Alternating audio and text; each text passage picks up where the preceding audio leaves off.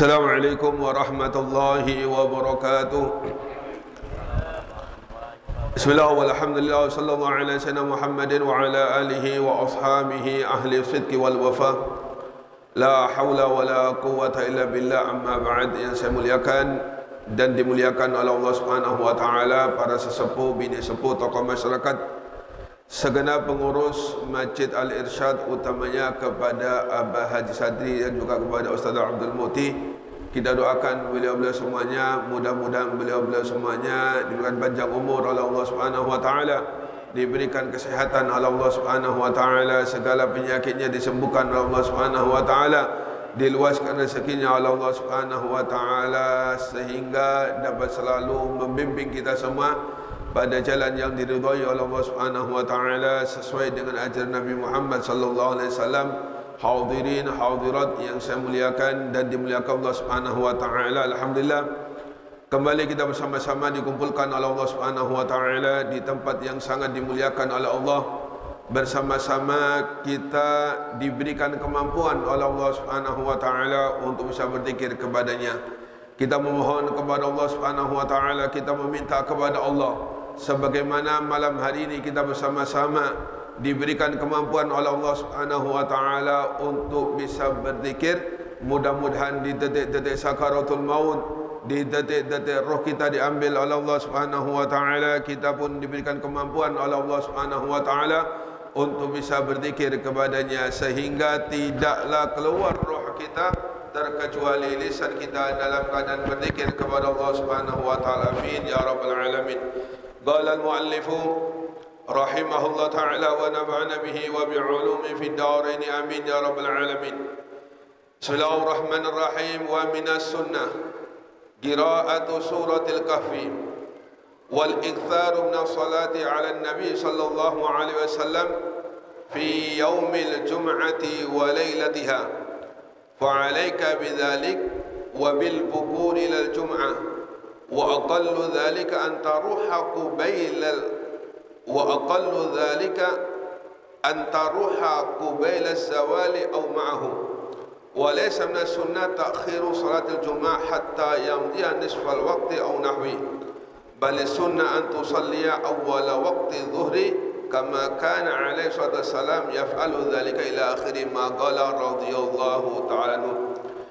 Kita lanjutkan nasihat dari Al-Imam Al-Qutub Al-Habib Abdullah bin Ali Al-Haddad. Mudah-mudahan dengan kita membahas nasihat beliau, kita mendapatkan keberkahan beliau, dan mudah-mudahan kita mendapatkan sir dari beliau. Amin ya rabbal alamin. Kata beliau, termasuk sunnah di hari Jumat yaitu membaca suratul kahfi, membaca surat kahfi. Banyak sekali hadis Nabi Muhammad SAW yang menerangkan tentang keutamaan bagi siapapun membaca suratul kahfi di hari Jumat. Di antaranya, au kama qala Nabi Muhammad SAW, barang siapa yang di waktu Jumat dia membaca suratul kahfi, amina thamaniyata ayyam minal fitnah. Kata Nabi, 8 hari dia akan diamankan oleh Allah Subhanahu wa taala dari berbagai fitnah. Dan seandainya di minggu itu Dajjal keluar, kata Nabi Muhammad, maka kita pun akan diselamatkan oleh Allah Subhanahu wa taala dari fitnahnya Dajjal. Maka tidak heran kebiasaan dari orang-orang terdahulu, ulama-ulama terdahulu, mereka itu kalau datang ke masjid tidak seperti kita. Kita kadang-kadang nunggu qomat baru lari ke masjid, atau sudah khutbah yang kedua baru datang ke masjid. Adapun orang-orang tua terdahulu, mereka datang ke masjid jauh sebelum masuknya waktu. Jam 10 mereka sudah datang ke masjid iktikaf, kemudian membaca suratul kahfi. atau datang jam 11 iktikaf, mereka membaca suratul kahfi. Inilah rutinitas yang dikerjakan oleh orang terdahulu ketika memasuki hari Jumat, yaitu mereka merutinkan untuk membaca suratul kahfi di hari Jumat. Kemudian dan juga disunnatkan untuk memperbanyak membaca sholawat terhadap Nabi Muhammad sallallahu alaihi wasallam. Membaca sholawat terhadap Nabi Muhammad SAW merupakan satu ibadah sunnah yang lebih utama dibandingkan dengan ibadah-ibadah sunnah yang lainnya, lebih-lebih dari Jumat. Makanya Imam Abu Lais As-Samarqandi di dalam salah satu kitabnya, beliau pernah mengatakan, in aratta an ta'rifa anna salata 'ala nabi sallallahu alaihi wasallam huwa afdalul ibadah faqra innallaha wa malaikatahu yusalluna 'alan nabi ya ayyuhalladzina amanu sallu alaihi wa sallimu taslima. Kata Imam Abu Lais As-Samarqandi, apabila engkau ingin tahu bahwasanya membaca sholawat terhadap Nabi Muhammad sallallahu alaihi wasallam merupakan paling afdolnya ibadah sunnah. Jadi kata Imam Abu Lais As-Samarqandi, membaca sholawat ini termasuk paling afdolnya ibadah sunnah, dengan berlandaskan firman Allah Subhanahu wa taala, innallaha wa malaikatahu yusalluna 'alan nabi. Sesungguhnya Allah Subhanahu wa taala wa malaikatahu, dan malaikat-malaikat Allah, yusalluna 'alan nabi, mereka diperintahkan oleh Allah Subhanahu wa taala untuk membaca sholawat terhadap Nabi Muhammad sallallahu alaihi wasallam. Setelah Allah membaca sholawat, setelah para malaikat-malaikat Allah diperintahkan oleh Allah Subhanahu wa taala untuk membaca sholawat terhadap Nabi Muhammad sallallahu alaihi wasallam, baru Allah Subhanahu wa taala memerintahkan orang-orang yang beriman untuk membaca sholawat terhadap Nabi Muhammad sallallahu alaihi wasallam.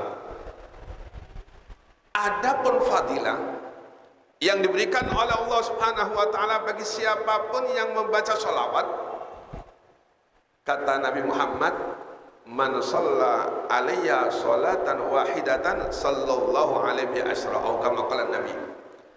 Barang siapa yang membaca sholawat terhadapku sekali saja, sholawat yang paling pendek yang dikenal dengan sholawat Jibril sallallahu alaihi Muhammad, barang siapa yang membaca sekali sholawat terhadapku, kata Nabi Muhammad sallallahu alaihi wasallam, maka Allah Subhanahu wa taala akan bersolawat terhadap diri kita 10 solawatan. Luar biasa fadilahnya orang yang membaca solawat terhadap Nabi Muhammad, gak tanggung-tanggung. Satu kali orang-orang yang beriman membaca solawat terhadap Nabi Muhammad, langsung dibalas oleh Allah Subhanahu wa taala dengan 10 solawatan. Kalau orang mukmin membaca 10 solawatan, dibalas oleh Allah Subhanahu wa taala 100 solawatan oleh Allah Subhanahu wa taala. Dan solawat Allah terhadap hamba-hamba yang beriman itu merupakan rahmat. Siapa orang yang membaca 1 solawat, maka Allah Subhanahu wa taala akan berikan dia 10 rahmat. Siapa yang membaca 2 solawat, maka Allah Subhanahu wa taala akan berikan dia 20 rahmat. Al-Imam Al-Qutub Al-Habib Abdullah Al-Haddad di dalam kitab Nashihud Diniyah, Beliau pernah mengatakan, "Lau sallallahu ala 'abdihi marratan wahidatan lakafahu syarafan wa karamatan wa kaifa bi asri salatin yusalliha al-muslimu ala nabihi." Kata Imam Al-Qutub Al-Habib Abdullah Haddad, seandainya Allah memberikan satu rahmat, maka cukup baginya kemuliaan di dunia dan di akhirat. Wa kaifa bi asli sholatin, bagaimana kalau Allah Subhanahu wa taala memberikan 10 rahmat kepada hambanya, disebabkan hambanya ini membaca satu sholawat terhadap Nabi Muhammad sallallahu alaihi wasallam. Makanya orang yang gemar membaca sholawat, insya Allah dia akan diamankan oleh Allah Subhanahu wa taala dari kematian sul khotimah. Siapa yang gemar membaca sholawat, maka insya Allah hajat-hajatnya bakal dikabulkan oleh Allah Subhanahu wa taala. Sebab orang yang gemar membaca sholawat ini selalu dalam genangan rahmat Allah Subhanahu wa taala. Ini luar biasanya orang yang gemar membaca sholawat terhadap Nabi Muhammad, lebih-lebih di hari Jumat yang mana itu merupakan hari yang disunatkan untuk memperbanyak sholawat terhadap Nabi Muhammad sallallahu alaihi wasallam. Mudah-mudahan Allah Subhanahu wa taala memberikan kita kekuatan, memberikan kita hidayah untuk senang membaca sholawat terhadap Nabi Muhammad sallallahu alaihi wasallam. Kemudian termasuk sunnah di hari Jumat, yaitu wabil bukur ilal Jum'ah, pagi-pagi, yakni jam 10, jam setengah 11 sudah datang ke masjid untuk mempersiapkan sholat berjamaah, yakni sholat Jum'ah. Dulu saya setiap Jumat itu menangi atau melihat Kiai Marzuki setiap jam 10 pagi itu pasti datang ke Al-Falah, Allah yarham Kiai Haji Marzuki, Kiai Haji Muhammad Marzuki ya, Kiai Haji Marzuki Handil, waktu masih menjadi aba angkatnya Bang Openg, beliau setiap jam 10 sudah datang ke masjid dan tidak bergerak ya, kedua kakinya, terkecuali ketika dikumandangkan iqomah. Ini Kiai Haji Marzuki luar biasa istiqomahnya. Setiap Jumat jam 10 saya perhatikan, jam 10 pagi ya, nah, pagi apa siang itu, jam 10 siang itu sudah datang ke masjid mempersiapkan diri untuk sholat berjamaah Jumat. Ini orang-orang yang memang diberi hidayah Allah Subhanahu wa taala, diberi kekuatan Allah Subhanahu wa taala untuk memuliakan hari Jumat, hari yang mana memang dimuliakan oleh Allah Subhanahu wa taala. Maka siapapun yang memuliakan hari Jumat, tentunya dia pun akan dimuliakan Allah Subhanahu wa taala. Kemudian walaysa minas sunnah ta'khiru salatil Jum'ah hatta yamdan nisfal waqti aw nahwihi. Dan bukan termasuk sunnah yaitu mengakhirkan salat Jumat.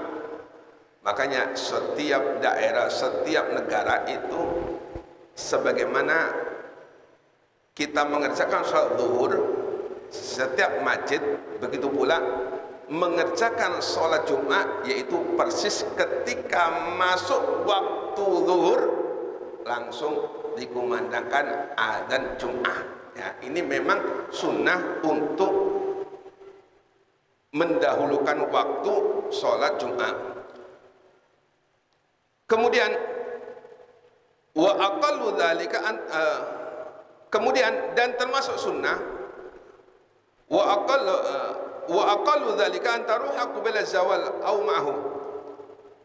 Dan paling minimnya ya, tadi kan disunatkan untuk datang pagi-pagi ke masjid sebagai persiapan untuk sholat Jumat. Minimal yaitu kita datang ke masjid di detik-detik waktunya masuk.